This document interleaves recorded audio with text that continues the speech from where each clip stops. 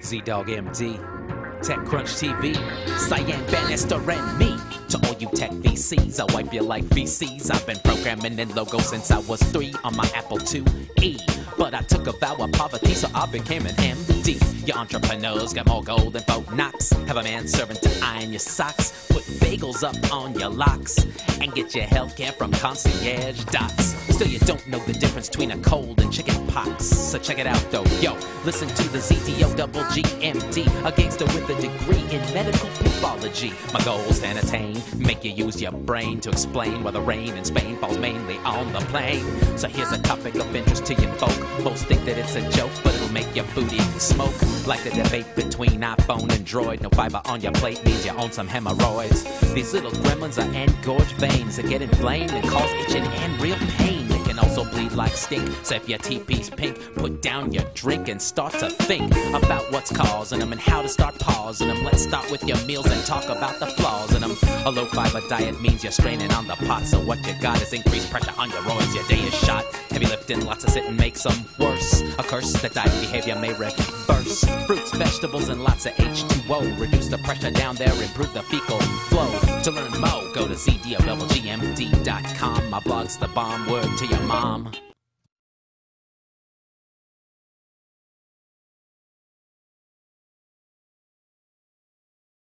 So, what was the inspiration for ZDoggMD? You know, ever since I was in college in the 9 tray, or 1993 for the lay people, there was Snoop Dogg, and I always loved Snoop Dogg's rapping, and so I used to tell my friends, yo, I'm Z-Dogg. And then I added the MD at the end when I became an MD, and it was just something that stuck.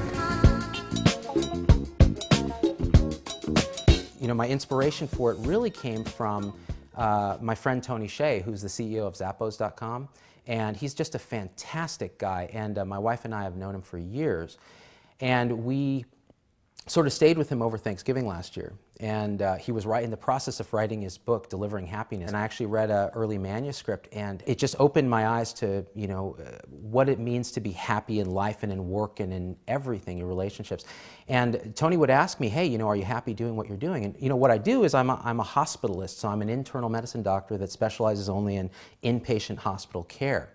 So it's a very intense kind of a job. I really love it. And what I love about it the most is the human interaction. So getting to really talk to people and make them feel at ease and educate them about their problems. And I have them there. They're a captive audience. So I can actually use humor, which I've used most of my life, to try to get along and to cope with stress and things like that. I can sort of use that as a teaching and a healing sort of mechanism. And so Tony said, oh, are you happy doing what you're doing? And I said, well, I am, but I feel like there's a big part of my personality that I can't really express, you know, in the hospital.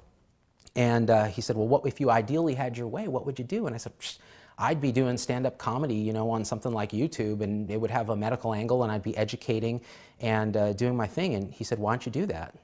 And it actually never occurred to me that, hey, you can just go and do that. You know, the internet's gotten to the stage now where you have a megaphone where you can actually, you know, broadcast all this great stuff. And so it seemed like a tremendous opportunity. And the great thing about Tony is he believed in that. He said, you know, that could really work. And he encouraged me to do it. And I just got up and started doing it. ZDoggMD, Dr. Harry in the 010. Talking about the ills that'll chill the biggest mobster. So what's the reaction been to your rap so far? It's funny. It depends on who you're talking about. So friends of mine that aren't in medicine and people on the internet really enjoy them, and it's very rewarding to me. People at the clinic where I work, which is a large multi-specialty organization, and the academic center where I practice, some of them think it's fantastic. And some of them are just concerned, you know, are you crossing a line into unprofessional behavior? And to be honest, I feel very strongly about this. I don't think it's unprofessional to put a human face on medicine, to have a good time and to laugh, you know, to do something musical that's also educational, that isn't, you know, crossing a line into inappropriate. I think it's actually what we need these days.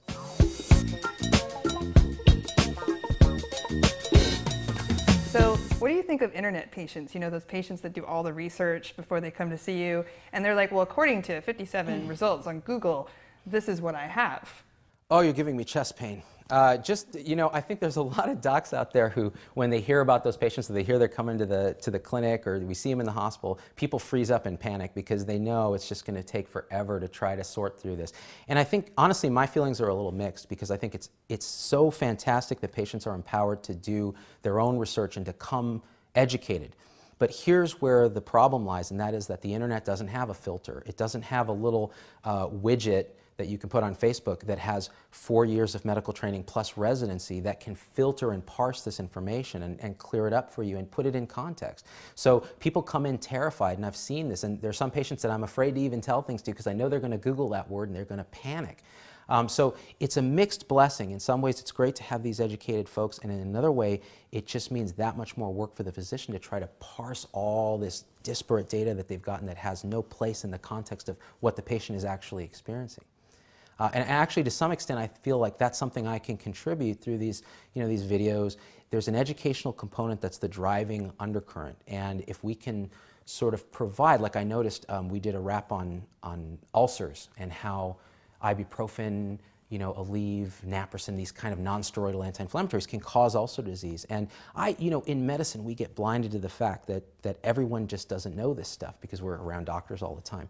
And I talk to my friends who aren't physicians, and they see the video and they're like, I had no idea that you could take Motrin and end up with an ulcer. And it's really rewarding to see, well, people are learning from this, and then you come to the blog and you get some context, you talk to your doctor. So it's tricky, but it can be navigated. So what's your favorite technology? Right now, I feel like an Apple kind of fanboy, and I guess to some extent I am, because I've always had Apple. Even I've had an Apple IIe back in the day where I was programming in like assembly language. But my favorite technology right now is just mobile, the iPad, the iPhone. It just blows me away. And the medical applications that are developing now, you can carry the thing on the wards. You pretty much have the world's information at your fingertips. And it's great because you can... None of us know everything. This is the dirty little secret. I'm sure most people have figured it out, but doctors don't know everything. And now you can kind of sneak a little internet search while you're talking to a patient in the room and be able to speak intelligently on something obscure, which is very, very nice, if they don't catch you. When they catch you, then you just tell them you were, texting your friend, which goes over very well as well. I can imagine.